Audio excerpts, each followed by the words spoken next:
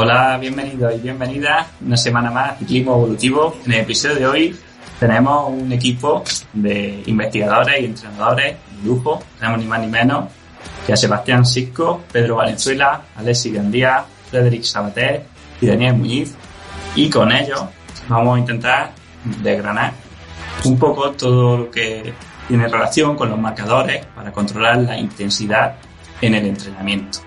Entonces, pues hablaremos un poco de qué utiliza cada uno, qué ha investigado, cómo podemos saber a nivel de usuarios o a nivel de entrenadores, según quien nos escuche, pues de qué forma determinar los ritmos a los que deberíamos estar pedaleando o corriendo, por qué hacerlo con esas intensidades, ¿no? Y bueno, un poco también, pues algunas, creo que surgieron durante la conversación, pues casuísticas, ¿no? Que tener en cuenta, por ejemplo, el desacople cardíaco o cosas así.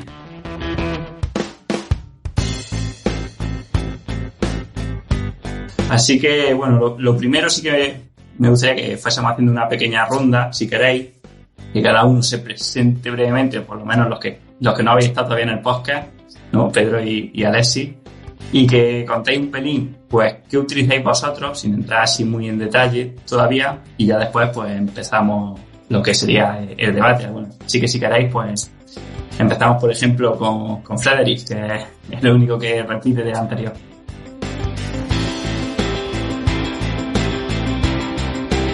Quería decir que me presento también o... Bueno, a ti ya te conocemos. Bueno, vale, exacto. Pues a mí ya me conocéis, por lo menos del anterior.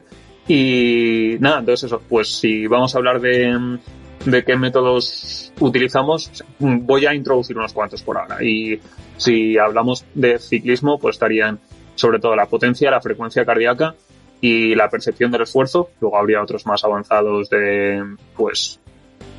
se podría medir directamente el consumo de oxígeno, se podrían tomar medidas de lactato, pero en general los que están disponibles para los deportistas son sobre todo estos, ¿no? Potencia, frecuencia cardíaca y percepción del esfuerzo. Todavía hay gente que nos dice la media que le ha salido en plan, sí, mi media de velocidad ha sido tal, pero eso cada vez pasa menos porque cada vez hay más gente que utiliza potenciómetros.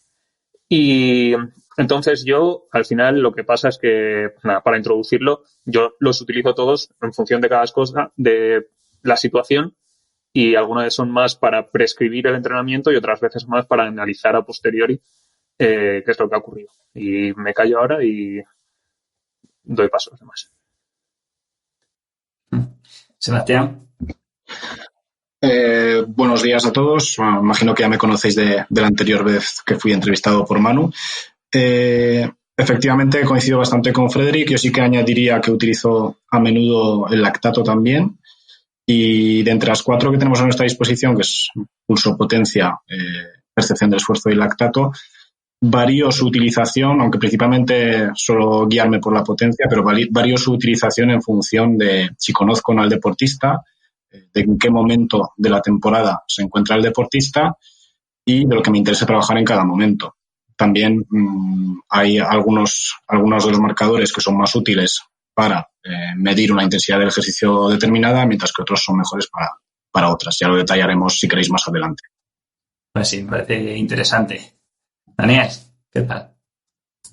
Hola, pues buenas a todos y gracias por traerme, Manu. Y yo soy, yo trabajo en Inglaterra, trabajo en una universidad que se llama la Universidad de Hertfordshire y llevo aquí ya unos años y la verdad es que por lo visto yo también estoy bastante de acuerdo con lo que Frédéric y Sebastián estaban diciendo. Yo quizá lo que añadiría es que intentaría, o desde mi punto de vista, lo que quizá considere es que intentaría ligar esas potencias y esas frecuencias cardíacas a umbrales, porque según lo entiendo yo, la respuesta al ejercicio, del entrenamiento y a la hora de prescribir ejercicio va a estar dictada por los umbrales y entonces yo creo que es una cosa que voy a intentar, pues desde mi punto de vista, comentar que es importante tener en cuenta. Genial. Bueno, Pedro, a ti sí que te presentamos. Pedro Valenzuela, cuéntanos un poquillo brevemente quién eres y bueno, ¿qué te parece? Vale. Bueno, lo primero, muchas gracias por invitarme. Yo soy investigador, que eso es importante porque, como estábamos comentando antes de empezar el podcast, Si veis que muchas veces digo cosas que no concuerdan con la visión de un entrenador, es porque yo no soy entrenador. Entonces, lo que voy a decir posiblemente está refutado por un artículo científico, pero no, a lo mejor no es aplicable después con los deportistas, no es lo más práctico. Pero bueno, creo que también es importante dar una visión de lo que dice la ciencia. Soy investigador y parte de mi investigación pues la hago en el deporte de alto rendimiento y últimamente más en ciclismo con David Barranco y todo ese grupo de investigación. Y con respecto a el tema que estamos tratando, que veo que al final estamos mucho más de acuerdo de lo que creía, que digo, eso va a ser a lo mejor mucha más pelea, pero bueno, pues tuve una época que creía que la potencia era lo único que valía para prescribir el entrenamiento. Creo que muchos hemos pasado por ahí y descartamos ya totalmente las pulsaciones, el esfuerzo percibido. Y según ha ido pasando el tiempo, me he dado cuenta de que la potencia es muy importante y es un marcador que tenemos que tener si queremos entrenar en serio, pero que tiene que ser sí o sí combinado con marcadores centrales como puede ser las pulsaciones o el esfuerzo percibido, porque la potencia por sí sola creo que no vale para prescribir entrenamientos, para el tema que estamos tratando, porque es muy variable. Bueno, ya lo iremos viendo luego, pero como decía Frederick, esos 3 marcadores son los que más utilizaría en el día a día de la prescripción. Si tenemos acceso a lactato, a saturación muscular, pues muchos otros marcadores, perfecto. Pero esos 3 en combinación para el día a día creo que son los principales. Uh-huh. Perfecto. Y bueno, Alexis, que nos acaba de llegar a 200 pulsaciones. ¿Te podrías presentar un pelín, Alexis? Sí, buenas tardes. Pues nada, yo también, como mis compañeros, sí que, más entrenador, ¿no? Estoy en el Burgos BH, de un poco de preparador y también de director. Y bueno, estoy intentando no abandonar mi parte científica con la tesis, que voy a empezar ahora mi 5º año. Y bueno, ahí combino un poco las dos cosas, pero si tuviese que decir un poco más en mi día a día, seguramente sea la labor de preparador. Y la verdad que poco que añadir, lo han puesto todo sobre la mesa, es lo que yo creo que es con lo que todo el mundo estamos trabajando hoy en día. Y bueno, a partir de aquí es verdad que como vamos a sacar ahora diferentes temas, pues la manera de combinarlos, la forma de cuantificar o de analizar, seguramente con las mismas herramientas de trabajo, pues cada uno llegue seguramente a distintos puntos o distintos modelos de análisis, pero lo que han comentado, la verdad que yo creo que está muy bien y es lo que se está haciendo ahora. Bueno, de momento parece que estoy bastante de acuerdo, ¿no? Y es lógico, pero sí que me gustaría que empezásemos a desgranar un poco algunos temas, ¿no? Por ejemplo, empezando por el tema de la potencia, ¿no? Que creo que mucha gente lleva el potenciómetro por llevarlo, ¿no? Y mira los vatios y intensidad, 300 vatios, 400 vatios o vatios kilo. Pues me han dicho que para ganar el Tour hay que mover 6 vatios kilo. Pues entreno a 6 vatios kilo. ¿Pero por qué entrenar a 6 vatios kilo? Porque tengo que mover esos vatios, ¿no? Entonces, un poco, ¿en qué tendríamos que fijarnos o cómo podríamos calcular o saber qué potencia tenemos que tener en cuenta a la hora de entrenar? Si queréis, empezamos por ti, Dani, que nos has dicho lo de los umbrales. Bueno, a ver, lo de los 6 vatios kilo, tienes que mantenerlos durante media hora, 40 minutos, ¿no? 45 minutos. Yo creo que la clave de la potencia, no la clave, pero bueno, una de las cosas a considerar en la potencia es qué potencia puedes mantener durante cuánto tiempo. Porque, voy a poner un ejemplo muy, muy tonto, pero hoy estaba haciendo un evento en los que traíamos a chicos de instituto aquí a la universidad para un poco enseñarles lo que hacemos y tal. Y no sé si habéis visto el vídeo del ciclista que tiene que mantener la potencia para tener una tostadora encendida y si no la tostadora se salta. Entonces el ciclista, que es un ciclista y unos músculos así, tiene que mantener 700 vatios y todos los estudiantes o casi todos los que vinieron pudieron producir 700 vatios. Pero claro, los producen durante 1 segundo, 2 segundos. Entonces yo creo que cuando hablamos de potencia, yo desde mi punto de vista tenemos que pensar también cuánto tiempo tenemos que mantener esa potencia, porque como os digo, yo creo que todos los que estamos aquí, y me apuesto a que la mayoría de los oyentes pueden producir 700, 800, el número que queráis, pero quizá lo puedan producir durante 1 segundo, 2 segundos, 3 segundos, 5 segundos. Pero la clave también va a ser si tenemos que mantener, no sé, 200, 300, 400 vatios durante 1 hora o 2 horas. Entonces, yo lo lanzo ahí que para mí la intensidad la tienes que ver también desde el punto de vista o teniendo en cuenta la duración del ejercicio. No sé los demás qué piensan, que si ¿cómo lo ven? Sí. Con respecto a lo que comentaba Maru, por ejemplo, pues sé que tengo que mover esos vatios, voy a entrenar a esos vatios. Yo creo que el tema principal, o mi duda principal es cuando, imagínate, vamos a pasar a correr, quiero bajar del maratón en 3 horas, intento correr al ritmo objetivo, me baso en el ritmo, me baso en unas pulsaciones que sé que van a trabajar mi umbral y después ya posteriormente trabajo el ritmo objetivo. Yo antes, como he dicho, pues siempre era de trabajar a las potencias objetivo o a los ritmos objetivos, es decir, medidas de carga externa, y cada vez más voy pasando a carga interna porque creo que generan una respuesta más. Has dicho tú antes que había que trabajar en base a los umbrales. Pues creo que es más estable la respuesta de la frecuencia cardíaca que de la potencia en esos umbrales. Me explico. Cuando tú quieres trabajar al umbral, por ejemplo, y sabes que tu umbral lo tienes a 300 vatios. Lo tienes a 300 vatios cuando estás sin fatiga. Pero cuando te vas fatigando, posiblemente ese mismo umbral lo tienes a 250 vatios o 230 vatios. Sin embargo, por lo que he leído y por lo que he comprobado, las pulsaciones a las que tienes tu umbral son mucho más estables. Es decir, si tienes tu umbral a 160 pulsaciones, siempre va, o más o menos, va a ocurrir en torno a esas 160 pulsaciones. Entonces, a la hora de entrenar, últimamente estoy atendiendo bastante a las pulsaciones, por ejemplo, pues al 100% de las pulsaciones del umbral, al 90%, y no tanto a la potencia o a la carga externa, ritmo, potencia, sobre todo en condiciones de fatiga, en condiciones de calor, que sabemos que afectan mucho a la potencia o a la carga externa.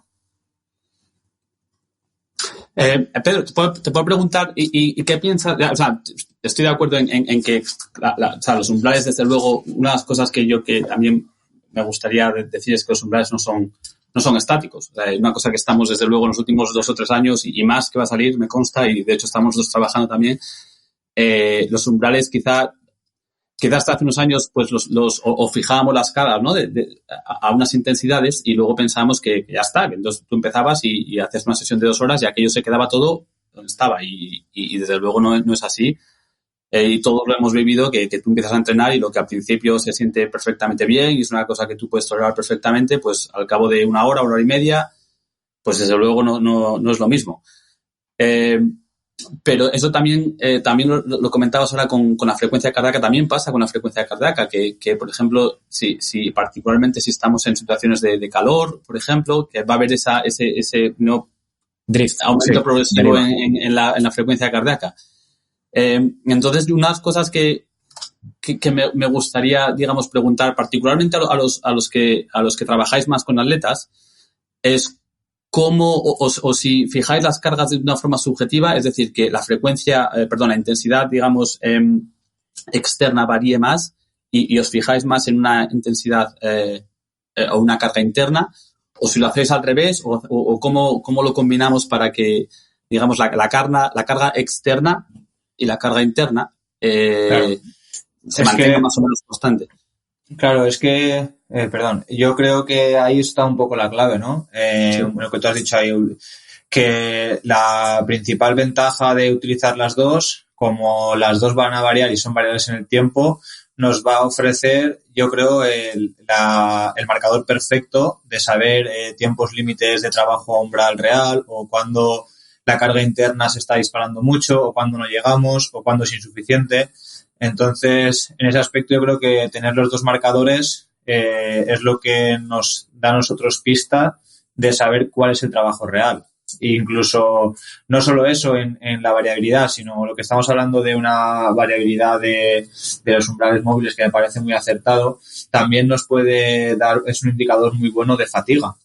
Y es decir, si vemos que estamos trabajando a un umbral X y llevamos al cuarto día para trabajar al umbral en relación al pulso vatios más o menos que tenemos establecido, puedes coger hoy en día saturación de oxígeno o percepción del esfuerzo. Si vemos que llega un momento en que bajamos 20 vatios, pues ya nos da una pista de que está trabajando con niveles de fatiga muy altos. No quiere decir que no esté trabajando ahí, pero ya creo que la combinación de ambos es la que nos da más información.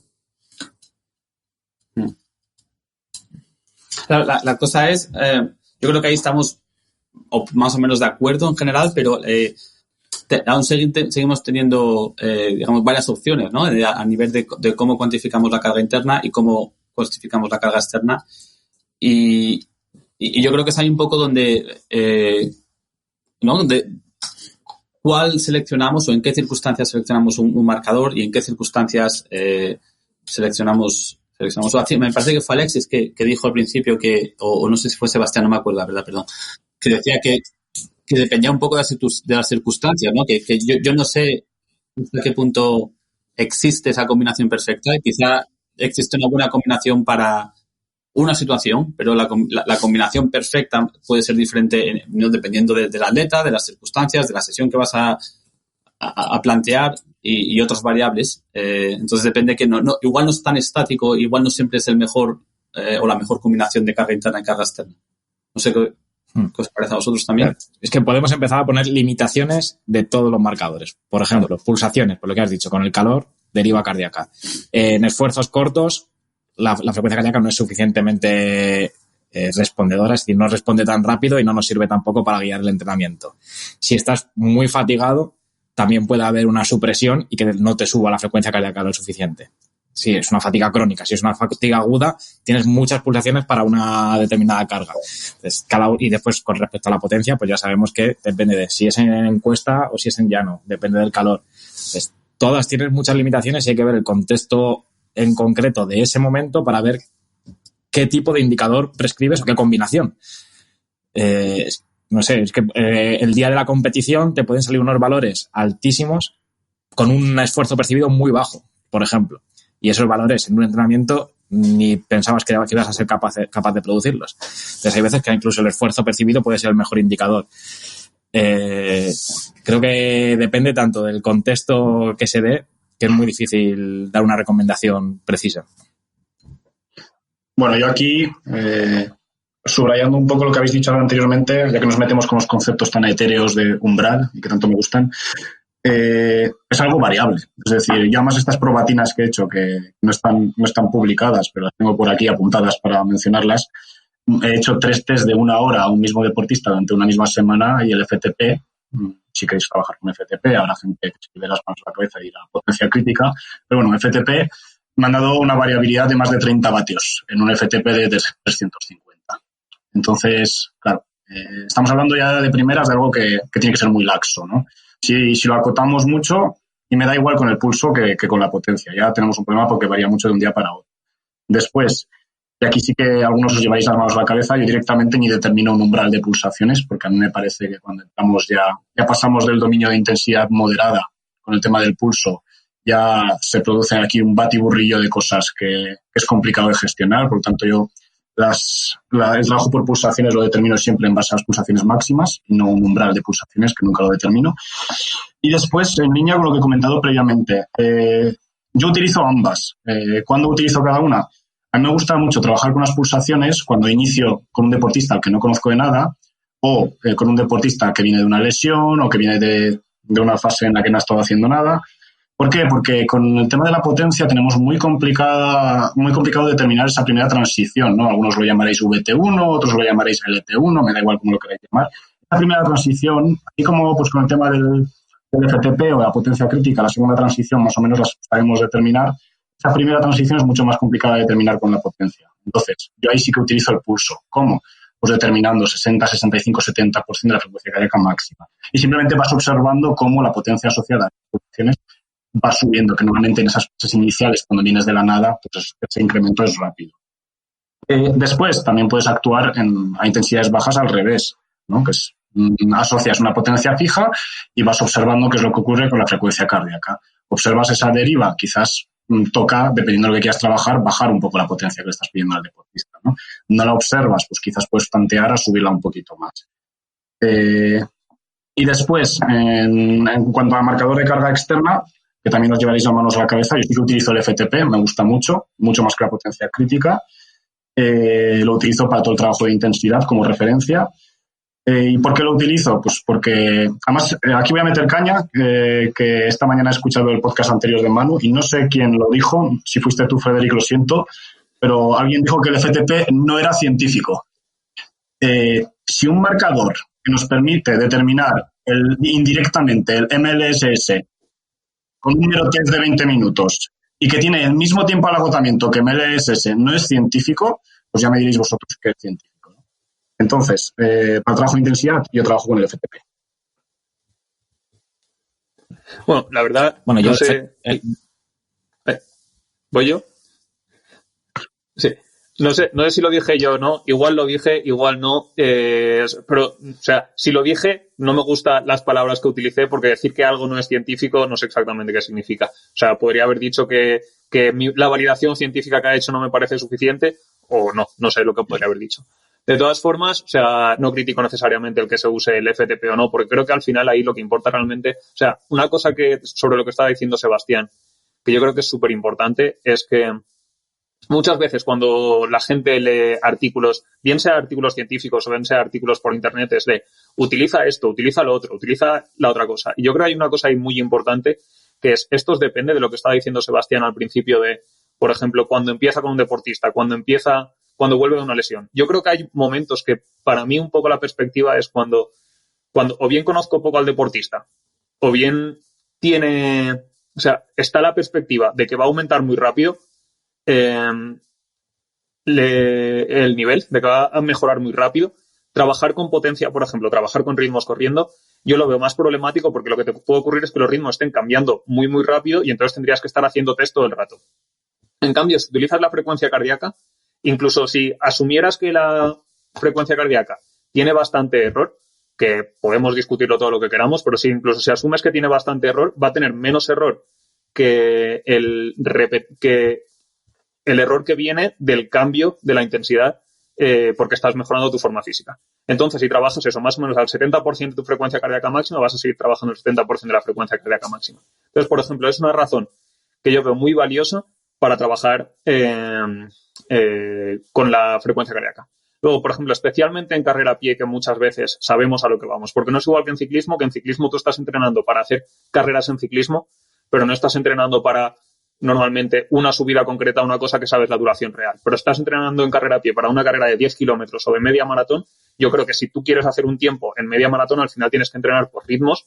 No implica necesariamente que tengas que entrenar al ritmo de 10 kilómetros, pero tienes que entrenar por ritmos porque hay un ritmo que puedes mantener 10 kilómetros, un ritmo que no puedes mantener todavía 10 kilómetros porque es demasiado rápido, entonces tienes que extender la duración a la que puedes aumentar ese ritmo. Por ejemplo, si dices, quiero que si mi ritmo de 5 kilómetros eran 4 minutos el kilómetro y ahora quiero hacer los 10 kilómetros en 40, pues eso, o sea, es una cuestión de ritmo, al final tiene que llegar.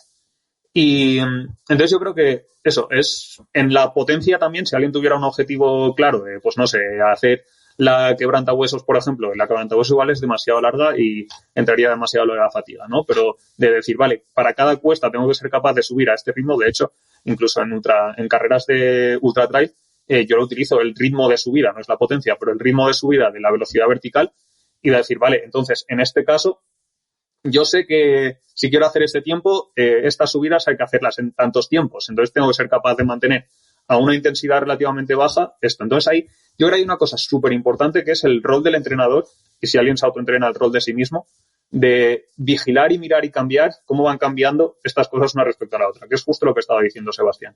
De decir, hay un momento en el que yo tengo una frecuencia cardíaca y una potencia. Yo le puedo estar diciendo, de hecho yo a veces, especialmente en trails, lo que le digo a la gente es por percepción del esfuerzo. Entonces, a tal percepción del esfuerzo, pero yo, aunque prescriba por percepción del esfuerzo, que para eso primero el deportista tiene que aprender, entonces con gente con experiencia, luego yo voy y observo la frecuencia cardíaca y la velocidad, o la velocidad vertical si es en subida. Y entonces, a partir de esto, luego yo vuelvo y eso es lo que yo estoy utilizando para medir cómo va cambiando y entonces para decir, esta percepción del esfuerzo, igual lo que se cree que es un 6, en realidad está siendo un 8. Está yendo más rápido teniendo en cuenta lo que yo esperaba. Y no significa que yo tenga razón, sino que hay una disonancia, por decirlo así, me sale en inglés, perdón, pero una disonancia entre lo que yo estaba esperando que él hiciera y lo que él está haciendo al final, ¿no? Y entonces eso es lo que tenemos que ir corrigiendo todo el rato para decir, pues lo mismo, si le he pedido los ritmos y la frecuencia cardíaca es más alta de lo que yo me esperaba, eso nos da para pensar, ¿qué pasaba? ¿Hacía mucho calor? Si hacía mucho calor, ya está. Pero si no hacía mucho calor y lo que estaba pasando era que, no sé, que la frecuencia cardíaca está más elevada, igual se ha puesto enfermo o igual simplemente le ha dado un ritmo que es demasiado alto. Pero es esto de que es siempre un círculo, por decirlo así, ¿no? Que tenemos que ir buscando y comparando el uno con el otro. Me callo. Se han hablado muchos temas, pero bueno, uno que sí que me han dado ganas de participar es que también depende del objetivo de la sesión, como dices. Yo, por ejemplo, ahora me he preparado un maratón hace un mes y al principio de esa preparación hacía, como decía Sebastián, pues unas pulsaciones fijas, decía no quiero pasar a 160 y iba viendo cómo mejoraban mis ritmos para esas determinadas pulsaciones. Sin embargo, al final, cuando ya se acercaba las semanas del maratón, es que sí o sí quería hacer un tiempo en el maratón. Entonces empezaba a trabajar a ritmos específicos para mejorar la eficiencia a esos ritmos. Entonces cambio, por ejemplo, la variable objetivo de un periodo de la temporada a otro. Y, por supuesto, yo porque me conozco muy bien y tengo mis propias percepciones y sé si un ritmo lo puedo sostener o no por el esfuerzo percibido que comentas. Ahí es donde veo mucha dificultad cuando prescribes un entrenamiento a otra persona con sus características que no sabes qué esfuerzo percibe. Muchas veces es muy difícil entender al otro deportista y qué percepciones está teniendo. Aunque tú sepas que 160 pulsaciones son las pulsaciones que corresponden a su umbral. Yo, cuando entrenaba yo mismo, sé si ese día esas pulsaciones están correspondiendo a unas sensaciones de umbral, que es también importante. ¿Qué sensaciones tienes a esa intensidad? Pero cuando prescribes un entrenamiento a un deportista es muy importante ese feedback sobre las percepciones, que muchas veces lo olvidamos. Sí, hay una cosa que había dicho Frederic, que no sé si es que no la entendió bien, ¿no? Pero bueno, hablabas de que tienes que adaptarte a correr a los ritmos que tú sabes que vas a utilizar en carrera. Pero yo, en mi opinión, creo que uno no se adapta al ritmo, sino que el organismo no entiende de velocidad o de potencia, sino del estímulo que estamos aplicando. Y a veces, con menos potencia, por determinadas condiciones o por la forma en la que la hemos hecho, pues estamos creando el estímulo, el que sea, el de falta de oxígeno, hipertermia, el que queramos y generaremos adaptación, mientras que otras veces esos mismos vatios a lo mejor vamos sobrados, porque al final somos variables, ¿no? Y o sea, unos mismos vatios o una misma velocidad pues nos puede estar haciendo que estemos por encima de umbral o por debajo de umbral, ¿no? Entonces, solo fijarnos en los vatios como forma de mejorar quizás fuese un poco limitante, ¿no? Y de hecho esto lo quería juntar para preguntaros a vosotros si según el ritmo utilizaríais un marcador u otro diferente. O sea, si por ejemplo para las sesiones largas preferís utilizar la frecuencia cardíaca, mientras que para las series más cortas, más específicas, más intensas, pues utilizáis vatios y para otras sesiones presión de esfuerzo, por ejemplo. Sí, por empezar yo a dar un ejemplo, para las sesiones cortas tengo bastante claro que carga externa, es decir, vatios o ritmos en carrera. Para las sesiones largas depende un poco del objetivo y ahí es mucho más difícil contestar, porque como entran en un juego tantos factores, no sabría decirte para las sesiones largas, es que depende del objetivo de la sesión, pero muy posiblemente más pulsaciones o esfuerzo percibido, a no ser que sea una sesión específica para trabajar ritmos que quiero tener en la competición. Sí, añado un punto más a la pregunta, ¿vale? Para que me lo respondáis, y es que es una pregunta muy típica. ¿Qué pasa si en una sesión de estas, por ejemplo, imagínate en un fondo, qué pasa cuando llevamos 3 horas y de repente se desacopla la frecuencia cardíaca y el pulso y los vatios, perdón? Y, o sea, muchas veces la gente me pregunta, ¿no? Nos pregunta, ¿a qué le hago caso? ¿A los vatios o a las pulsaciones, ¿no? O a la presión de esfuerzo? Sebastián. Bueno, yo iba un poco a contestar a lo que decía Pedro. Yo un poco al contrario que él. Es decir, nunca me iría a una sesión de dominio de intensidad fuerte o severo en base a pulso, ¿vale? En ese caso siempre preferiría irme con Borg, con percepción subjetiva del esfuerzo. Por lo que os he dicho anteriormente, yo creo que que a partir de la zona 3-4 cardíaca suceden ahí unas cosas muy, muy extrañas en base a un montón de factores externos que son imposibles de controlar. Y luego también dependerá un poco, yo lo veo así, dependerá de si queréis controlar adaptaciones principalmente musculares o adaptaciones centrales, ¿no? En cuyo caso un marcador u otro pues puede ser más idóneo, ¿no? Al final, imponiendo una carga externa, como puede ser la potencia en este caso, sabes que a nivel muscular se va a producir un determinado tipo de trabajo, ¿no? Y un poco por comentar más el aspecto de la percepción del esfuerzo, que me parece que está muy olvidada, pero es muy interesante. Nosotros también hicimos unas probatinas en el laboratorio con deportistas que hacían pruebas de esfuerzo para determinar ese segundo punto de inflexión. Y veíamos como aquellos que son más experimentados y aquellos que tienen más nivel, es decir, ambos, son capaces de determinar mucho mejor los puntos de inflexión que aquellos que no lo son. Es decir, cuando le pedías a un deportista de mucho nivel, dime dónde crees que ya te has pasado, vamos a hablar de umbral, aunque ya sabemos todos cómo va ese concepto, ¿no? Dime dónde crees tú que está tu umbral. Y luego lo comparabas con la tabla de gases, lo comparabas con la tabla de lactato y decías, pues es que realmente los que tienen mucho más nivel son capaces de clavarlo muchísimo. Entonces, a partir de ahí, lo que os he dicho yo, si solo me dierais a elegir Borg o frecuencia cardíaca y sesiones de intensidad umbral, consumo de oxígeno, lo que queráis, me iría siempre a Borg. Y luego, otra cosa para la que utilizo yo Borg, que no sé si coincidiréis conmigo, en las sesiones de mucha intensidad me gusta comparar siempre percepción de esfuerzo con potencia al inicio de la sesión para determinar si hay una correcta recuperación o no. Es decir, imaginad que he planteado unos intervalos a umbral de potencia, que como os he dicho anteriormente siempre planteo una franja bastante ancha de vatios, y antes de proceder con los intervalos me gusta meter un intervalo a la misma intensidad pero mucho más corto y pedirle al deportista la RPE. Y en función de cómo sea esa RPE decidiré si tendrá que decidir el deportista en el momento, pero yo le doy las indicaciones. Pues a lo mejor si te estoy mandando para calentar un intervalo de 5 minutos a esos vatios y luego tienes 3 de 20 minutos y la RPE ya te está siendo de 9 en el de calentamiento, a lo mejor hoy no es el día, ¿no? Entonces, en esa combinación potencia-RPE también la suelo utilizar bastante.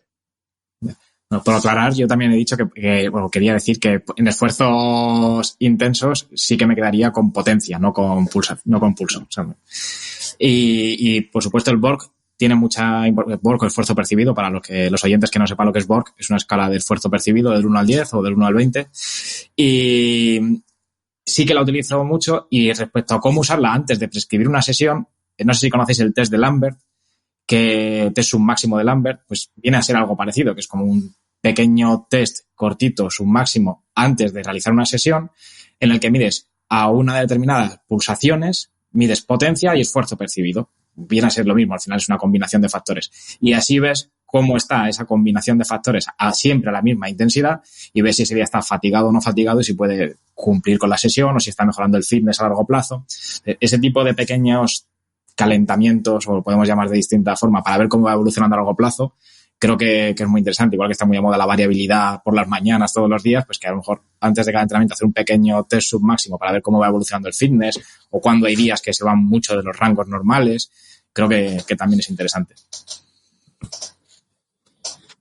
Sí, a ver, que está esto interesante. La verdad que estoy aquí medio embobado escuchando y bueno, hemos venido a comentar un poco las cosas. La primera cosa es el tema que has comentado del pulso de los vatios para prescribir una sesión en base a más larga o más corta. Bueno, lo que ha dicho en este caso Sebastián, pues, el tipo de trabajo que quieras hacer, por supuesto. Pero yo a veces voy más quizás a lo simplista, ¿no? Un poco lo intento hacer según la comodidad del deportista.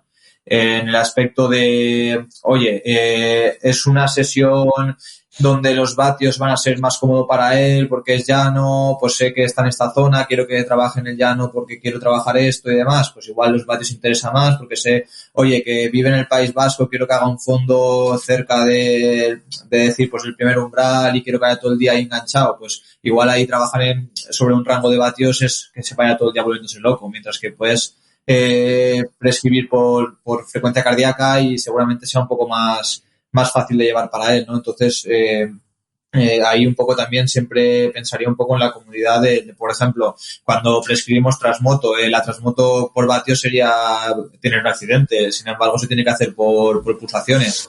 En este aspecto yo siempre hago también un poco buscando la comunidad de cada deportista que tiene en ese momento.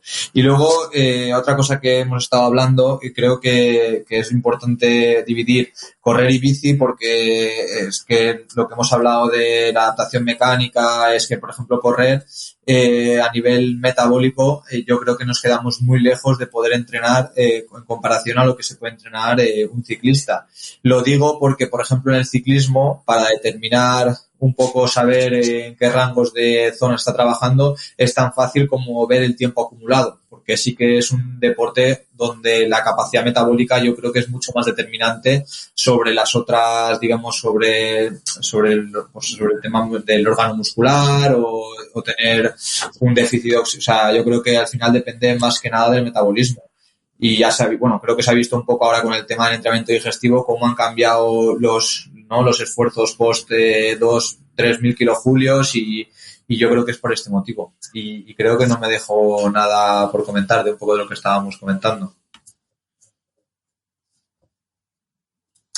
Sí, yo solo quería comentar, y esto es desde mi ignorancia, la verdad.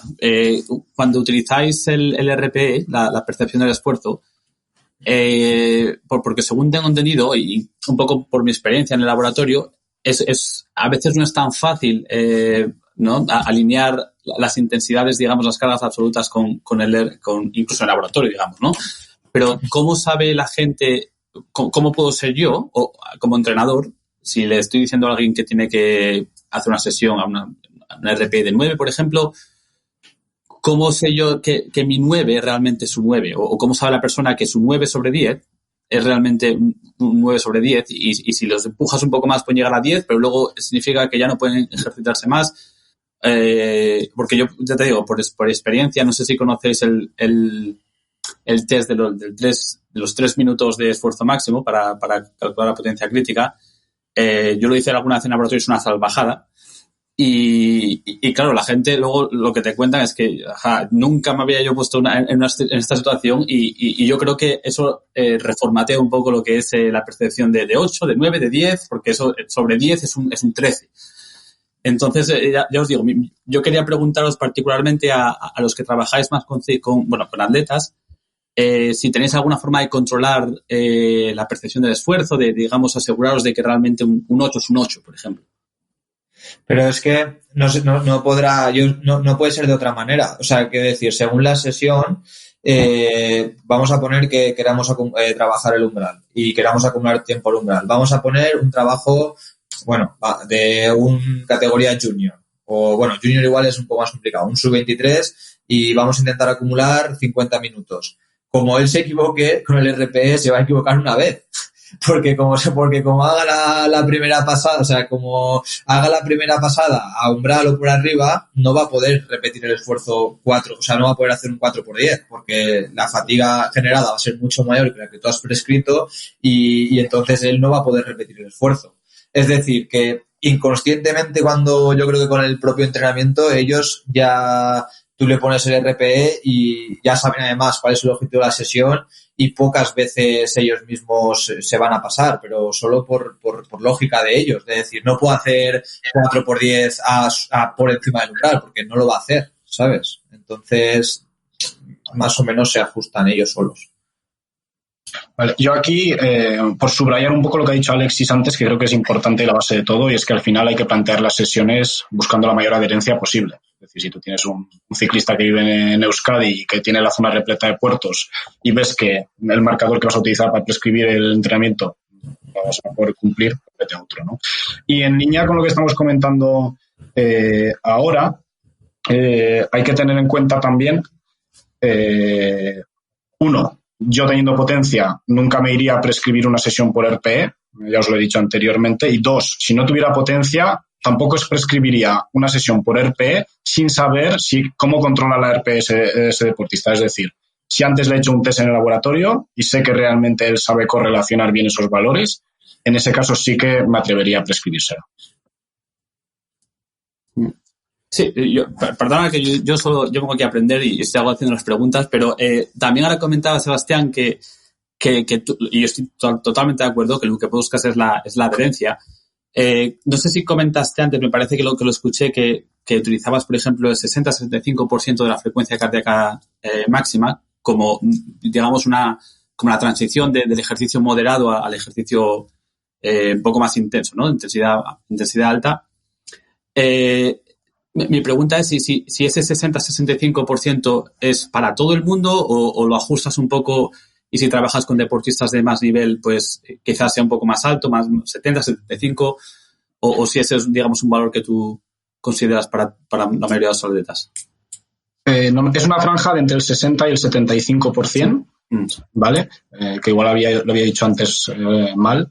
Y sí que lo voy ajustando tanto en función del deportista que es, sobre todo en función del objetivo que tiene en la temporada, la tipología de ciclista en este caso, y también del volumen de entrenamiento semanal que tiene disponible. Y esto es muy relevante, porque si nosotros nos vamos a poner a trabajar, en este caso, en este dominio de intensidad, no es lo mismo hacer 20 horas semanales al 62% de las pulsaciones máximas que al 74%. ¿Vale? Y no sería... Aquí voy a empezar ahí un poco con las probabilidades. ¿No sería mejor entonces si los tienes en el laboratorio y les mides los gases, por ejemplo, y determinas el umbral aeróbico con los gases, ¿no? El gas exchange threshold, no sería posible o no sería mejor, quizá, en tu opinión, utilizar esos marcadores o la potencia que está asociada a esos marcadores? Y ya te digo, estoy totalmente de acuerdo que si desde luego estamos diciendo, lo dijimos antes, que esos marcadores no van a estar estáticos, pero si los vamos monitoreando, si tenemos la posibilidad cada 3-4 meses, pues ir ajustando un poco en base a eso. Esto que planteas, Daniel, es muy interesante y nos encontramos con el problema de las pruebas incrementales en el laboratorio. El GET, el Gas Exchange Threshold, para determinarlo tienes que tener en cuenta que tú estás realizando un ejercicio incremental, es decir, variable a lo largo del tiempo, y estás buscando un estado que realmente es estable. Entonces, en una serie de estadios que, por desgracia, para los que trabajamos en el laboratorio suelen ser más bien cortos porque no tenemos tiempo y tenemos que ir pasando deportistas, no son esos estadios lo suficientemente largos para ver una estabilización de los parámetros. Entonces, muchas veces, ¿qué puede pasar? Que tú determines a una determinada potencia unos determinados gases y esos no reflejen los gases que obtendrías realmente en la realidad si le mandaras un intervalo en vez de 3 minutos, que puede ser el estadio, de 30. ¿Vale? Entonces, eso también es un tema un poco peliagudo y pautar la intensidad del ejercicio en base a eso yo tendría muchísimo cuidado. Lo llaman tiempo medio de respuesta, básicamente. Sí. Eso se puede ajustar de todas maneras. De hecho, hay fórmulas que te puedes tener en cuenta el retraso que hay entre lo que mide el analizador y lo que está pasando. Hay unos segundillos ahí, entonces tú lo puedes tener en cuenta, y a la hora de calcular tus digamos, intensidades con umbrales basados en valores fisiológicos, pues puedes tener eso en cuenta. Y estoy de acuerdo que sí, estás haciendo un test incremental para intentar definir lo que pasa durante ejercicio a una intensidad constante, pero puedes, digamos, ¿cómo lo diría? Tener en cuenta esas limitaciones e intentar reducirlas un poquito con algunos truquillos, como quien dice, ¿no? Yo, en respuesta a lo que dices, me voy a algo, en mi caso al menos, algo bastante más sencillo que eso. No me voy a los gases para determinar esto. Y lo hago con un test que es precisamente a donde iba, ¿no? Es para qué utilizo yo el lactato, principalmente para estas cosas. Para un test de 3-4 cargas constantes, pero muy largas, estamos hablando de cargas de entre 7 y 12 minutos, 3-4 cargas, ya más o menos intuyendo por dónde viene el deportista, buscando dónde se va a encontrar esa transición. Y yo, en mi caso, aquí hay 40 umbrales determinados, cada uno utiliza el que quiere. Yo utilizo el primer incremento de 0,5 milimoles litro a partir del estado inicial. ¿Por qué eso y no otro? Simplemente porque, bueno, tú, Manu, ayer subiste a Twitter una prueba de esfuerzo interesante también, que te intenté trolear por ahí un poco, no sé si lo habrás visto.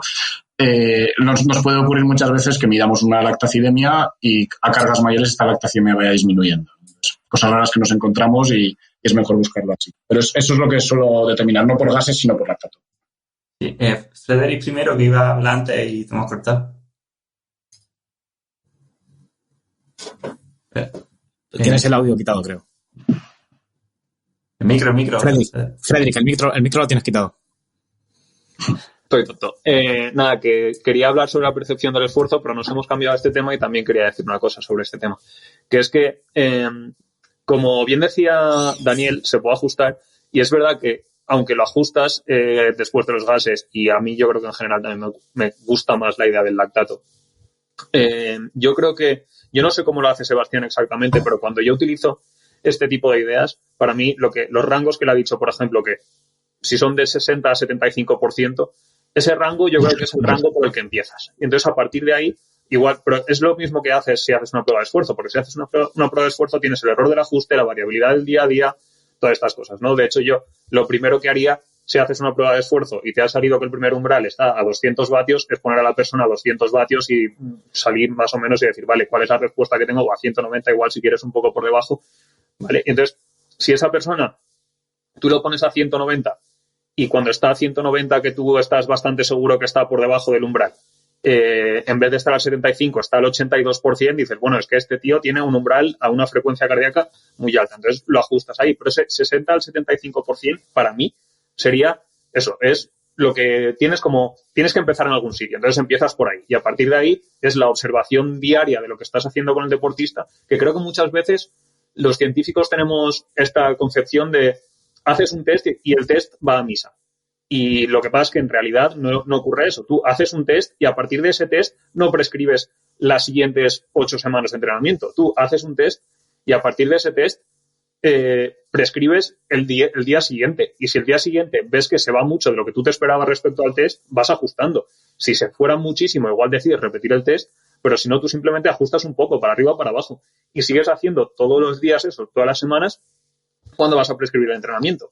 No es el programa de 12 semanas se basa en este test y lo que dice el test está fijo.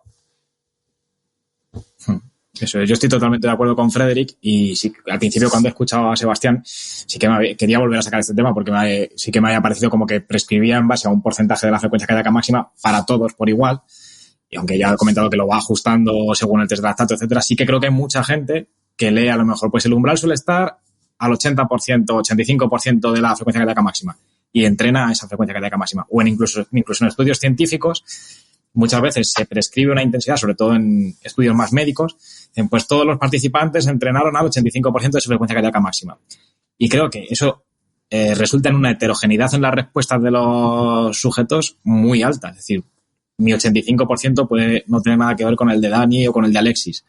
Y creo que no depende necesariamente de la forma física, que eso también es algo que se dice mucho, pero realmente no hay tanta ciencia que lo apoye. Es decir, no siempre los deportistas más en forma tienen un umbral a un porcentaje más alto. Que eso siempre se ha dicho, que vas como ampliando tu umbral, con la teoría de la casita, etcétera, pero el porcentaje al que tienes tu umbral por sí solo no dice nada de un deportista. Y hay una heterogeneidad, pues, desde los 75 hasta el 95% en el que puedes tener el umbral, y no los que lo tienen al 95 son necesariamente los que están más en forma. Entonces creo que sí que hay que individualizarlo, ya sea con una prueba de esfuerzo, con un test de lactato, como sea, pero no va por lo que estamos aquí, que por lo que veo ya lo hacemos, sino que la gente no puede prescribir entrenamientos al 80% de la frecuencia cardíaca máxima para todos, buscando que las respuestas sean parecidas. Ni copiar la fórmula de 220 menos la edad, eso, por supuesto. Cosas así, sí. Sí. Daniel.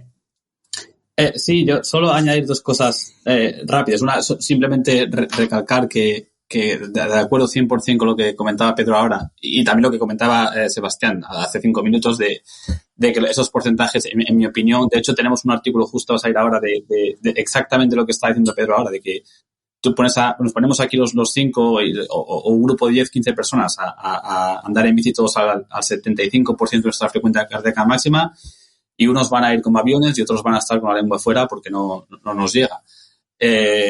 Lo que quizás esté un poco no en desacuerdo, pero sí me gustaría matizar que entiendo lo que dice Pedro de que no el porcentaje o el porcentaje al cual esos umbrales ocurren no lo dice todo y desde luego no es una variable única para definir el rendimiento. Yo sí creo que en general, y esto es cogerlo con cuidado en general, los deportistas que están más en forma, que tienen mejor nivel, sí suelen, y esto hay que matizarlo mucho, sí suelen de media tener los umbrales más cerca del consumo de oxígeno, digamos del máximo, Pero sí, yo entiendo que a nivel de rendimiento hay muchos parámetros que tener en cuenta y este es solo uno más. Pero yo creo que sí, en general, ya os digo, por mi experiencia, sí que suelen tener los mejores deportistas. Perdona que conteste, ya que me has contestado directamente. Yo también pensaba lo mismo, pero cuando te pones a buscar los estudios científicos, no hay correlación entre las pulsaciones a las que está el umbral, el porcentaje, y el rendimiento en carrera, en ciclismo. Y cuando hemos comparado, por ejemplo, ciclistas sub-23 con profesionales, no hay diferencias en el porcentaje en el que se encuentran las pulsaciones. Es decir, ese porcentaje por sí solo no dice nada. Ahora, si ya metes en una regresión multivariable potencia pico, el porcentaje al que se encuentran las pulsaciones y pero ahí estás hablando, Pedro, de digamos de los muy muy buenos y los muy muy muy muy buenos. Bueno, en correlaciones en más población, sí, bueno, en general son buenos, pero en correlaciones, por ejemplo, en corredores de bastantes niveles bastante diferentes, desde maratón en 2:30 hasta 4 horas, tampoco había correlación entre el ritmo en carrera y el porcentaje al que estaban las pulsaciones. Sí que se explicaba el rendimiento si además de ese porcentaje sobre la máxima se metía, por ejemplo, cuál es la velocidad pico de esos deportistas. Pero claro, para eso coge directamente la velocidad pico porque ya es un marcador de rendimiento. Pero es algo que también a mí me llamó la atención porque yo siempre decía, cuanto más alto tengas tu umbral, mejor. Y parece que no hay tanta evidencia. A lo mejor cambia la cosa, pero de lo que hay ahora mismo no se encuentra que sea así. Siempre se dice que Kipchoge, por ejemplo, pues corría el maratón al 95% de su frecuencia cardíaca máxima o de su VO2 max. Esos datos son súper impactantes. Pero no sé si eso equivale a que se vea una correlación cuando coges una población entera. Ya. También es interesante, perdona Sebastián, que estamos acabando, ahora te lo pasamos a ti, pero también es interesante que mencionas el estudio de los maratonianos con los datos de Kipchoge y todo el Breaking Two que montaron. A mí me llamó mucha atención también que en ese grupo me estaban de memoria, ahora eran 14 o 15 atletas de super nivel, super alto nivel, y en teoría había 7 o 8 que tenían la capacidad, según los datos de laboratorio, de romper esa barrera de las 2 horas en la maratón, pero luego solo Kipchoge fue el que pudo. Entonces, claro, es una variable más de entre unas cuantas. Eso. Y con la edad bajan tus pulsaciones máximas, pero el porcentaje al que puedes mantener tu umbral también sube. Entonces, en deportistas máster, por ejemplo, se ve que consiguen aguantar durante muchas horas a más de un 90% de su frecuencia cardíaca máxima. Y no es porque sean los mejores, sino porque por la edad bajan sus pulsaciones máximas, pero las pulsaciones a su umbral se mantienen más o menos. O sea, son cosas curiosas que bueno, me parecen interesantes. Sí, yo aquí iba a hablar, pero bueno, me lo habéis quitado ya todo de la boca, un poco en línea con lo que dice Pedro. Yo creo que no podemos determinar en base al porcentaje de pulsaciones quién está más en forma, quién no. Nosotros en el laboratorio sí que lo hemos visto para diferenciar entre sujetos que están muy en forma y aquellos que no están nada en forma. Pero en un mismo grupo de rendimiento, nosotros, al igual que dice Pedro, no hemos observado ninguna diferencia en ese aspecto. Y yo sí que subrayaría una cosa al respecto de lo que he dicho antes, es que del 60 al 75% de la frecuencia cardíaca máxima, yo sí que me atrevo a utilizarlo bastante porque sé que a ese nivel de intensidad tu margen de equivocarte mucho es muy pequeño. Pero nunca lo utilizaría en ese segundo punto de inflexión del que comentaba Pedro.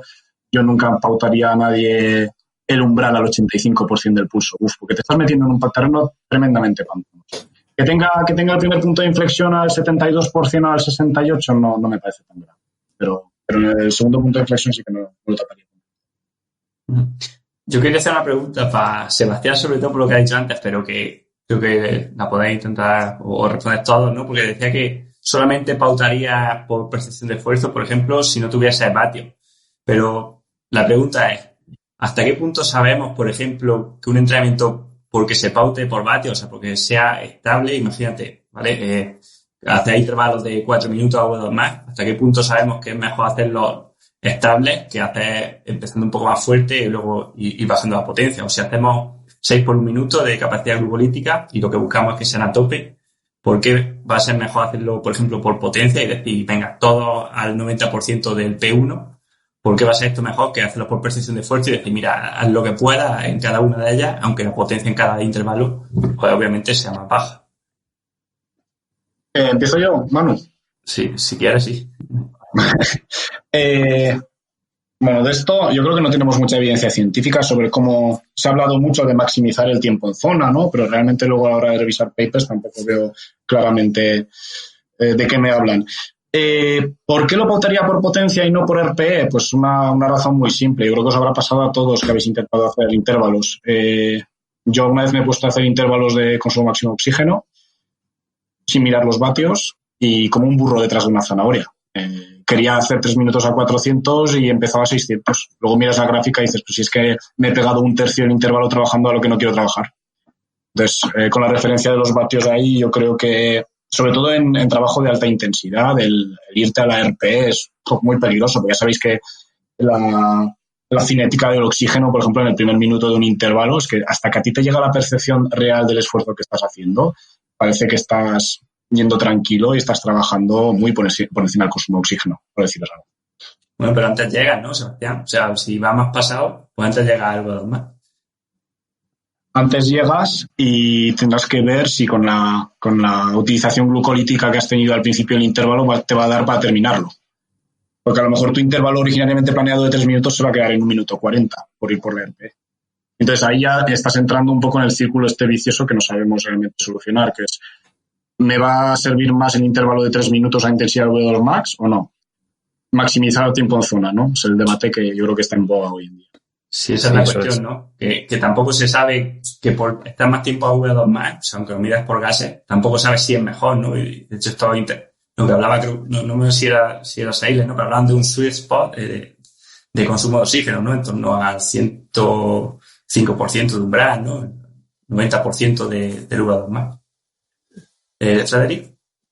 Yo lo que quería decir era un poco sobre eso, lo que estaba diciendo antes Sebastián de la percepción del esfuerzo, y es una cosa que me parece curiosa porque lo estaba pensando mientras lo decía él, y yo creo que a mí mismo, con mi potenciómetro, que es un poco cutre, solo de vía a la izquierda, comparado con correr, y yo tengo mucha más experiencia corriendo que yendo en bici, creo que esa percepción del esfuerzo, o sea, si yo quiero ir a un ritmo que sé que me va a resultar una percepción del esfuerzo alta, por decirlo así, de lo que sea un 9, y es corriendo, ¿sabes? Yo digo, bueno, estando yo en forma, podría decir, vale, me voy a poner a hacer 3 minutos a 3.30 o 3 minutos a 3.20 y yo puedo hacer 3 minutos a 3.20 y luego tendré poco error. En cambio, tengo la percepción de que, no sé si a los ciclistas les pasa lo mismo, de que con el ciclismo, con la potencia me resulta mucho más fácil hacer ese pico para luego bajar. Y no sé si es por la mejor relación entre la percepción de tu esfuerzo con la percepción de tu velocidad mientras vas andando, que se pierde un poco en bici porque hay mucha más diferencia o porque es.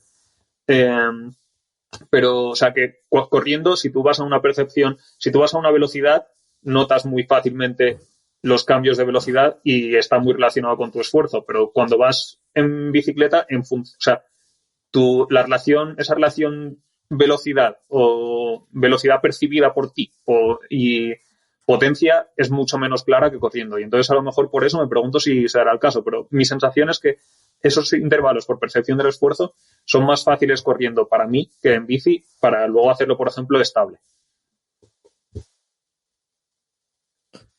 Luego, sí, no sé si ha pulsado la mano, sí, ¿no? A ver, no, el tema de que habéis sacado también de... Bueno, yo sí que te intento... O sea, pienso como Sebastián, ¿no? Pero, es decir, bueno, te ha contestado Sebastián perfectamente, que tú has planteado la cuestión de si cuando hacemos por percepción del esfuerzo, en este caso ese tipo de serie que has puesto tú como ejemplo, que primero al final el resultado final sería agotar, ¿no? O sea, saturar a nivel celular, o bien que no pueda suministrar el oxígeno por la alta acidez, o bien que las rutas metabólicas altas se hayan agotado, no podrías mantener el tiempo esos vatios. Entonces, en respectiva a esto, yo sí creo que, por ejemplo, todo lo que sea de consumo de oxígeno para abajo, sí que siempre y cuando el deportista lo sepa recuperar bien, o sea, lo pueda recuperar bien, a mayor trabajo, o sea, es un poco lo que vemos con la altitud, con la calor, o sea, y un poco estudiando las vías de señalización moleculares, todas indican que a mayor trabajo, mayor adaptación. Otra cosa es que muchas veces nosotros los preparadores, yo creo que somos los peores en eso, pecamos de ambición y la preparamos nosotros. Pero en este caso yo sí que pienso como Sebastián que sería ese consumo de oxígeno, maximizar el tiempo de zona o a potencia láctica, que en el ciclismo ya se toca, yo creo que ya se toca bastante menos, pero sí que deberíamos de intentar maximizar el tiempo de zona porque sí que yo creo que el tiempo de trabajo es uno de los determinantes de la adaptación. Evidentemente, si tú quieres estimular cuando hay una depleción de glucógeno, que se pues las vías de selección que van por ese camino, pues evidentemente no tiene nada que ver con lo que estamos planteando, pero en cuestiones de V2 Max yo creo que sí que sería interesante maximizar, y para ello sí que estoy con Sebastián, que sería o que un deportista se conozca mucho, que también pueden llegar a hacerlo, o lo mejor para nosotros es prescribir por vatios. Justo iba a preguntar eso, que para el tiempo en zona, que sí que es verdad que parece mentira, pero no sabemos si realmente maximizar el tiempo en zona en V2 Max mejora más el V2 Max. Pasa lo mismo en el entrenamiento de fuerza, que la gente entrena a tu máxima potencia y hacen un test con un encoder y prescriben esa intensidad, pero tampoco se sabe si es la mejor o no. Pues lo mismo pasa aquí. Pero es diferente, yo creo, el entrenamiento de fuerza es muy diferente, yo creo, porque en el entrenamiento de fuerza, a pesar de que las limitaciones científicas sean muy altas, sí que se ha visto como mayor rotura muscular, ¿no? En biomarcadores de CPK y esto, sí que se ha visto como gente con mayor rotura puede tener mayor adaptación.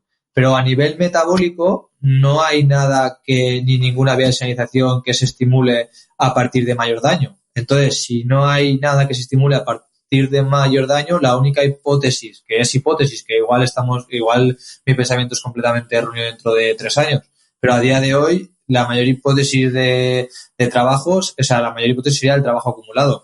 Y es además lo que vemos cuando estamos cerca de sobreentrenamiento, ¿no? Cuando un ciclista hace una gran vuelta, fíjate cuánto tiempo de trabajo tiene en cada ruta metabólica, que es muy superior a lo que habitualmente entrenamos, y si descansa una semana, luego va a salir, que es muy breve, porque al final la fatiga va a acabar con todo.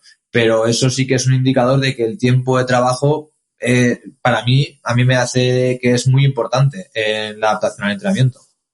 Y ese tiempo de trabajo, que es la pregunta, yo creo, para la que estamos aquí, ¿cómo has dicho que lo medirías por potencia? Imagínate, haces un entrenamiento de series para para aumentar el trabajo a V2 Max, 6 por 3 minutos, por ejemplo.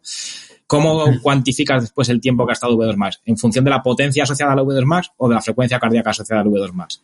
A lo mejor, como el V2 Max es un marcador más cardiovascular, tenemos que fijarnos en las pulsaciones, o nos fijamos en algo más periférico como la potencia. Es que eso no es... Mira, eso yo me lo planteo muchas veces. No es tan fácil de cuantificar una cosa así, o sea, eso al final la única manera de cuantificar es la observación y estar pendiente de un deportista. Y yo te voy a explicar por qué pienso eso. Tú puedes acumular tiempo, por ejemplo, en una carrera llana, tú puedes acumular tiempo a V2 Max mucho, y la frecuencia cardíaca también mucha, pero para estimular el V2 Max tiene que ser un tiempo a esa intensidad continua. Porque si yo en una carrera llana acumulo picos de potencia o de frecuencia cardíaca, me da igual, puedo acumular hasta 40 minutos a lo que sería potencia V2 Max. ¿Eso es real? Claro que es real, pero no estamos trabajando V2 Max. O sea, es un tiempo que se acumula de manera fraccionada. Entonces, no tiene nada que ver ese trabajo ni esa estimulación a nivel adaptativo de lo que sería un trabajo específico, por lo que dices tú, series a partir de 2-3 minutos, o plantear un hit bueno, que al final yo, como soy de aquí, pues he aprendido con Chicharro y haces el protocolo de intentar estimular al máximo aeróbico con una recuperación para que no aumente la lactaticemia y cosas así, ¿no? Pero eso cuantificar lo he planteado 1000 veces, y es porque yo al principio me hacía tablas, ¿no? A final de semana de cuánto tiempo acumulaban, y no es real, porque puedes acumular tiempo en zona, me da igual que eso es más que umbral, que no es real, porque si no es continuo no vale. Entonces no sabemos el trabajo, nunca vamos a saber el trabajo real que estamos haciendo. ¿No? Sí, esto es interesantísimo, la verdad, estoy aquí disfrutando. Yo quería preguntar vuestra opinión otra vez, ya que estamos hablando de cómo aumentar el consumo de oxígeno máximo, si tenemos en cuenta, según lo veo yo y según lo que parece que dicen los estudios científicos, el consumo de oxígeno se llega a estabilizar por debajo de la potencia crítica, pero no se estabiliza por encima de la potencia crítica, si lo que tenemos que centrar un poco contestando también o comentando lo que decía Pedro, debemos considerar también el tiempo que pasamos o la cantidad de trabajo que realizamos por encima de la potencia crítica. Y un poco por ahí también quería preguntar si aparte, de nuevo, los que trabajáis más con atletas, si alguno habéis trabajado o habéis considerado trabajar con el concepto del trabajo prima, ¿no? Que es el trabajo que se puede realizar por encima de la potencia crítica y un poco entendiendo eso como una especie de batería, vamos a llamarla anaeróbica / glucolítica / como queráis, aunque no sea así del todo correcto, pero bueno, para que nos entendamos. Y un poco como la batería que se utiliza cuando nos ejercitamos por encima de la potencia crítica y luego la recuperamos o llenamos otra vez la batería cuando estamos ejercitándonos por debajo de la potencia crítica. Y si alguna habéis considerado eso como una herramienta que se pueda utilizar para, de nuevo, cuantificar el trabajo que se hace por encima de la potencia crítica y, por lo tanto, el consumo va a ir hacia el consumo de oxígeno máximo y un poco eso como una forma de prescribir el ejercicio si lo que se busca es aumentar el consumo de oxígeno máximo. Bueno, sí, iba a hablar de otra cosa, pero la verdad es que lo que ha dicho Dani es muy interesante, así que voy con ello. Lo primero, yo soy muy escéptico en cuanto al concepto de potencia crítica, sobre todo determinado con el modelo de los 3 intervalos más bien cortos. Primero porque te están diciendo que va a determinar los dominios de intensidad y por encima del dominio pues se te va a ir siempre al consumo de oxígeno. Curiosamente, cuando se han hecho papers sobre la potencia crítica determinada de esta manera, vemos que el tiempo al agotamiento en esa potencia crítica es de 20-25 minutos, ¿vale? Yo he verificado una y otra vez en deportistas a los que les he sacado con este método de la potencia crítica, en un intervalo de 30-35 minutos acaban alcanzando el V2 máximo bien. Entonces, a partir de ahí ya un poco toda la teoría no se me acaba de sostener demasiado bien. Y ya me voy más allá de eso incluso. Nosotros queremos tener un determinante de ese punto de inflexión, ¿no? Para, digamos, pautar el entrenamiento de intensidad y nos estamos yendo a un parámetro que, como he dicho anteriormente, tiene un tiempo al agotamiento de 20-25 minutos.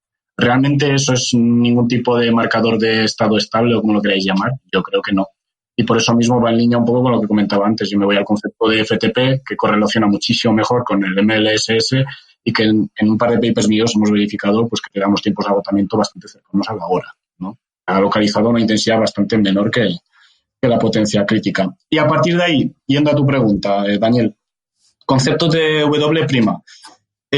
Claro, cuando yo creo que se está determinando de una manera bastante mediocre ese dominio de intensidad severa, ¿cómo me voy a fiar yo de pautar en función de esa determinación el trabajo en ese dominio?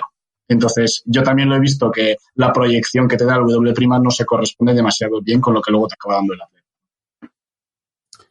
Sí, yo en el debate eterno del FTP contra la potencia crítica, que podemos estar aquí 4 horas y no llegaremos a ningún sitio, pero bueno, esto es como ¿a quién quieres más? ¿A papá o a mamá? ¿No? Pues cada uno aquí tiene su historia pero yo lo que preguntaría es así que hay papers que, o sea, mencionas un par de papers que dicen que la potencia crítica se puede aguantar, o sea, perdón, que la FTP es útil a la hora de determinar una potencia que tú puedes aguantar de 1 hora. Pero eso es diferente al estado estable metabólico, ¿no? Tú puedes tener una potencia que puedes aguantar de 1 hora, pero no tiene por qué ser la máxima potencia a la que tú llegas a un estado estable metabólico. Que luego ejercicios a la potencia crítica se aguantan durante 40-45 minutos de media, hay estudios que un poco menos, estudios que un poco más, pero bueno, de media vamos a decir, yo que sé, media hora, 40 minutos. También decíamos al principio que estos umbrales de los que hablamos no son fijos. Entonces, quizá lo que pasa es que esa potencia crítica empieza a bajar un poquito y si te ejercitas justo a la potencia crítica, pues lo que pasa al cabo de media hora es que quizá esos umbrales empiezan a bajar un poquito. Y luego, bueno, vamos a dejarlo ahí, sí. Vale. Que cojo carrerilla y... Así que sí, yo esto es un poco mi punto de vista, ¿no? De la potencia crítica. Luego también lo último que voy a decir era que los umbrales para mí no es una intensidad, no es una potencia de 234 vatios y ya está, y 232 bien y 235 mal, ¿sabes? Es un poco una transición, ¿no? También hay algunos que dicen que no es... Depende en qué te bases para definir el estado estable metabólico. Si utilizas el consumo, si utilizas el lactato, si utilizas el lactato, ¿por qué el lactato? Si utilizas el consumo, ¿por qué el consumo? O debes utilizar la frecuencia cardíaca. Entonces, probablemente depende de qué utilicemos para medir si hay un estado estable metabólico, podremos determinar si hay un estado estable metabólico. Y yo si tuviera que elegir, iría desde luego con el consumo, que para mí es lo que mejor representa el metabolismo y Y desde mi punto de vista, y por lo que algunos artículos también parece que sugieren, la potencia crítica es lo que mejor diferencia ese estado estable metabólico, desde mi punto de vista, de todas maneras. Yo lo que quería decir aquí, que no voy a meterme ni con la potencia crítica ni con eso, yo creo que de eso he hablado en el pasado y yo no lo tengo claro cuál es el mejor, pero creo que todos pueden tener utilidad en función de cómo los uses. Bueno, de hecho es que me voy a meter un poco. Creo que lo más interesante de la potencia crítica no es el número de potencia crítica, sino el hecho de la curva de potencia, y la curva de potencia se puede sacar sin sacar la potencia crítica. Pero es el hecho de que no tienes un solo punto, sino que tienes múltiples puntos, pero eso, no tienes por qué puedes sacar el modelo del que saca VKO o el que sea. Pero lo que quería decir es que yo con la idea de W' he jugado en mi cabeza. Dadme 2 o 15 años de aprender a programar en Python mejor y igual lo intento en algún momento para jugar con algún modelo. Pero yo he pensado alguna vez tanto en W' como en, no sé si sería W' o el porcentaje de ejercicio que has hecho respecto al máximo que podrías hacer, que es realmente lo que te está diciendo W'. Si has gastado el 75% de W', significa que has hecho el 75% de la duración que puedes hacer a esa intensidad. Y como cuantificación de la carga de entrenamiento, yo creo que lo que falta siempre es ese punto del componente de duración, ¿sabes? Entonces, esa duración relativa, pues cuánto podría ser. Lo que pasa es que, claro, eso es muy difícil de calcular a intensidades bajas, porque a una persona que vaya al 60% de las pulsaciones que decíamos antes, no tenemos ni idea de cuál es su duración total, especialmente porque va a depender mucho de lo que coma o lo que no coma. Y todo eso no lo podemos estar metiendo en el modelo. Entonces, todo esto es muy complicado, pero yo creo que podría ser muy chulo de jugar con eso y ver qué pasa. Sí, yo solo voy a decir muy brevemente que estoy al 100% de acuerdo, Frederick, en que esto es, desde luego, es un tema, es lo que está pasando ahora, o lo que mucha gente, desde luego, está intentando hacer ahora. Estoy de acuerdo, nosotros tenemos un paper que saldrá mañana o esta semana que ya te digo, es complicado, hay muchas ecuaciones muy grandes. Si conseguimos que eso de alguna forma se automatice hasta cierto punto con algún reloj y tenga un poco de validez científica y un poco de validez de la vida y que sea práctico, tiene mucho potencial, pero también creo que tenemos mucho trabajo por delante todavía para refinar todo esto un poco. Pero sí, simplemente añadir eso que sí, tiene potencial, pero tiene trabajo por delante también. Porque yo creo que uno de los problemas con la potencia crítica es pues que depende a lo mejor de la duración de los test que utilices, te va a dar un valor u otro. Entonces, por eso la curva de potencia creo que es algo bastante interesante.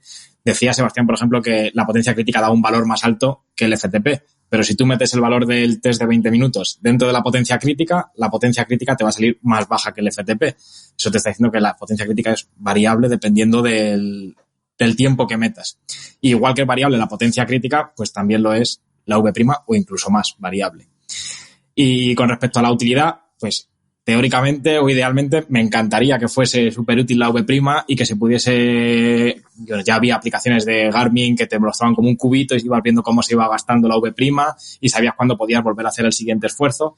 Y creo que la Universidad de Castilla-La Mancha están haciendo estudios para la prescripción de series atendiendo a esta V' y, por ejemplo, pues individualizar los descansos en función de cómo han recuperado V'. Y ojalá salga adelante y se vea que es súper fiable, porque me parece la leche. Pero ahora mismo creo que no hay suficiente evidencia para utilizarlo.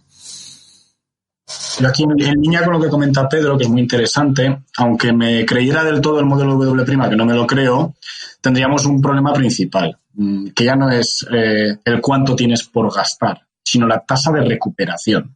Es decir, yo cuando estoy haciendo intervalos, vamos a figurarnos que el modelo de la potencia crítica lo he modelado bien y tengo el W' que tengo por gastar en kilojulios. Nosotros, el cuerpo humano tiene unos mecanismos muy complejos de recuperación y nosotros no tenemos a día de hoy un método para saber la tasa de reposición, ¿vale? Es decir, no sé cómo pretenderán hacerlo, pero yo ahora mismo, si me preguntaras, no te sabría decir cuándo puedes volver a hacer el siguiente intervalo. No tengo manera de saberlo de manera matemática. Claro, yo es lo que iba a decir, nunca en nuestra vida hemos conseguido, ya no a nivel anaeróbico, no sé por qué no sé por qué tenemos en la cabeza que a nivel anaeróbico es más fácil, si totalmente lo contrario, va a ser más difícil.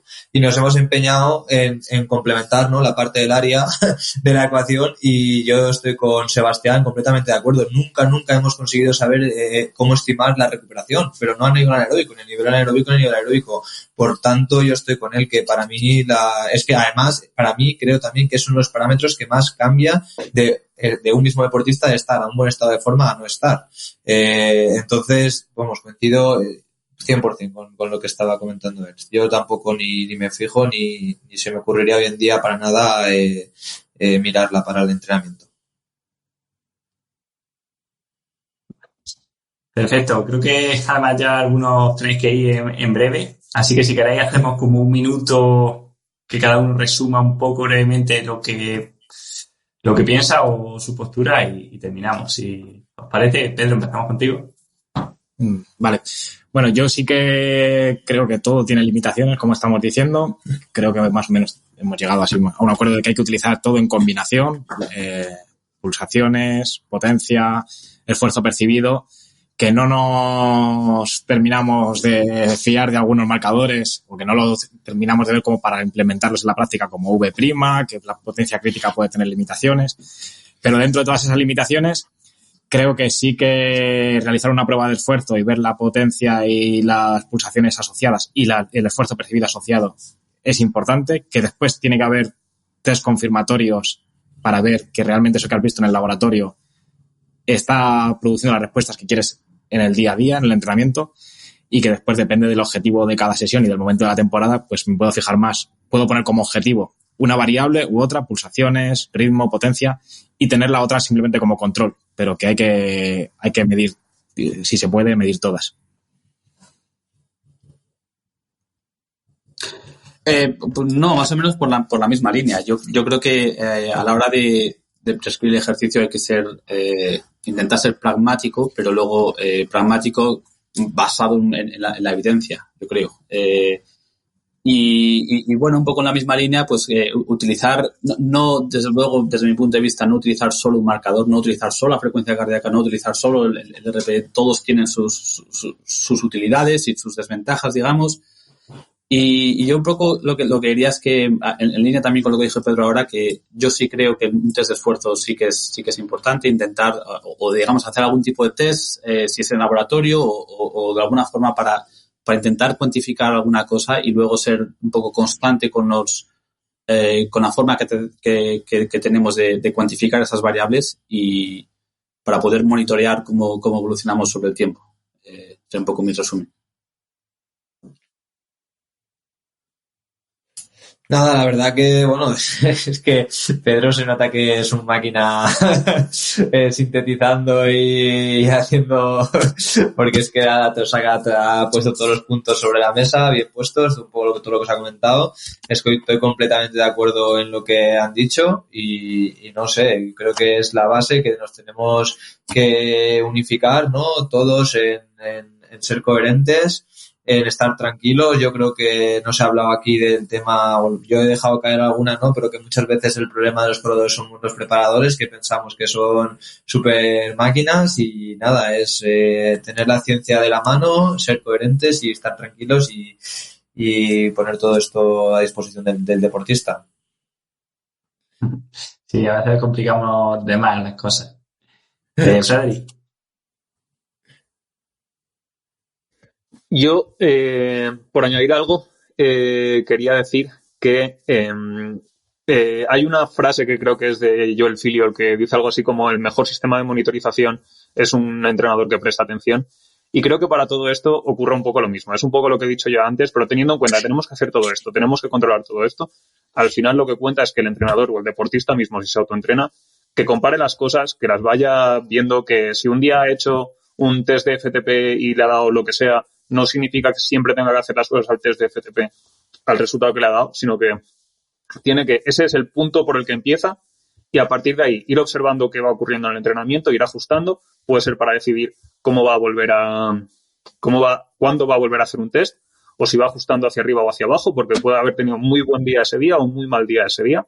Pero entonces, ¿esto qué es? El prestar atención, el estar atentos al proceso y no descargar nuestras decisiones directamente en unos números que nos han salido de un sitio, bien sean de frecuencia cardíaca o de potencia o de lo que sea. O sea, ni en un método ni en los números que nos han salido de un test iniciales, sino pensar todo el rato y estar prestando atención para ver cómo modificamos la prescripción de la intensidad.